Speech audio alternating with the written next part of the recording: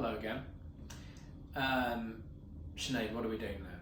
We're doing the OJC Spritzer. OJC Spritz. That's a really good name. Where's that originate from? I don't know. Orange juice, cranberry. And then Spritz because they're sparkling water. There we go. Good.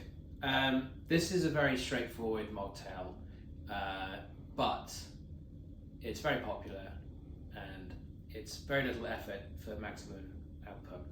So this is basically orange juice and cranberry built over ice and then with a little bit of fresh lime and a little bit of sparkling water. I've made this for a lot of people who aren't drinking at the time, and they always go on about how much they enjoy it. So I thought I'd make it for you this evening. Cool, so this is very straightforward. We're just gonna take a highball glass or a tumbler, any vessel really.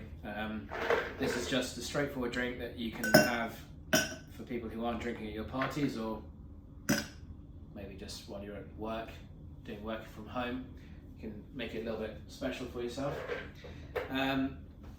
You can then take your orange juice fresh and your cranberry juice. You don't have to put it on the glasses before you put it in this glass, but that's kind of what we're doing for this. I prefer to put the cranberry in first.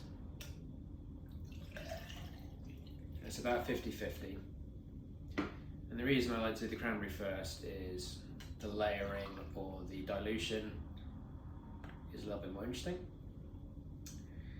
And then we're going to take our fresh lime, put that in, garnish, get your bar spoon or any stirring implement. And there we go, that's the OJC Spritz, which is pretty much the quickest drink you're going to have in this entire series. So, when does the sparkling water go in?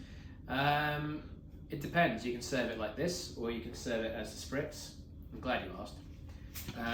I really only put a tiny bit in, and not just because it's quite full. Just that little bit there. You just have to be quite careful.